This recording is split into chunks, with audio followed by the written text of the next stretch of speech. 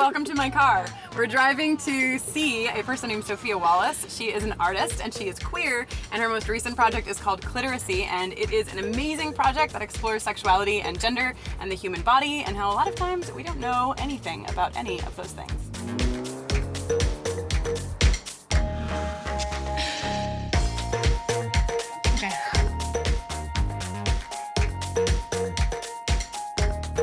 My name is Sophia Wallace. I identify as a queer, lesbian, dyke, homosexual artist. Is he really into this project? There's some expensive shreds of like baby clits and look at them all. So you can see some lightning bolts. The clit as an icon is symbolic, and what it symbolizes is our right as human beings to thrive, not merely to exist, but actually to be creative, to bond, to have pleasure, to have intellect. I came out when I was 16 in Seattle. I kind of was in maybe the most ideal place I could have been to like be a queer kid. My parents were like anti-war activists and were very political. I had teachers who were like former Black Panthers and feminists. So I kind of came out of a place of like a lot of value in standing up for what you thought was right and really believing that like we could have an impact on the world that we live in. I think that artists have a unique responsibility. Art is perfectly situated to kind of bring ideas to the fore that like are not being addressed in any other space. How did you wind up starting a project called Cliteracy? Like, where did it come from for you personally? No one talks about the clitoris. I mean, the clitoris isn't included in the sex ed curriculums of the entire 50 states. This is literally the first time I have ever known what the clitoris looks like. This interview. I had to create this sort of foundational text to say, the clit exists, here are the facts about it, and it has a right to be. The things that we're seeing here are done with like laser cut prints? Yeah, laser cut stencils. We're here at a machine that says danger a lot of times. Yes, this is a very sexy machine. The laser is just so beautiful and so precise, and it's perfect for talking about something that we're not allowed to talk about, the invisible subject, the thing that can't be shown, that can't be seen, but yet is everywhere. Because my sexuality is already excluded and is already treated as totally outside of the norm, totally unnatural, I felt like I have nothing to lose. I want to ask you about your life.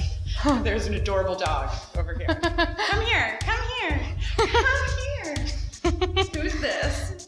This is Francois Puppet. He pretty much loves everybody. I don't think he's met anyone that he doesn't love at this point. In thinking about this and like preparing to meet you and to see this project and everything, I just kept thinking about the lack of knowledge that I had about my own body, but also the lack of knowledge that I had about like how my body could connect to other bodies. That like, you know, going to school and learning about like what sex was. First of all, there was no talk of pleasure in any context like that. But there was no talk for me that I could connect to. It was just like put a condom on a penis and then go on your way. You know, unfortunately, like reproduction has been sort of conflated with sex. It's certainly not the only type. And it's very limiting if that's the only thing that is on the menu, frankly. There's just been so much taboo and shame and pathology that's been projected onto basically anyone whose sexuality is not, you know, upholding the state and the church in these sort of normalized ways. You're not saying like, hey, all women have clitorises, so we should talk about that. No, I'm just talking about the clit. Some women have penises, some men have penises, some men have clitorises, some women have clitorises. I'm just talking about the clitoris as an organ and how it works functionally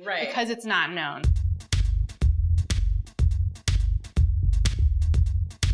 Part of what struck me with Cliteracy is that there's a paradox. So there isn't a lack of visibility of the female nude. Right. It's everywhere. I wanted to kind of step away from that objectification and have hopefully the viewer go inside of themselves and go into a more introspective space, which is really to invite the viewer, whatever their identity, to kind of look through a queer lens. This is the first time that I made the connection really to the fact that queer sex and queer bodies connecting is so forbidden and so not okay and so unaccepted because of the fact that for so many people it's rooted in pleasure. And that connection is so incredible.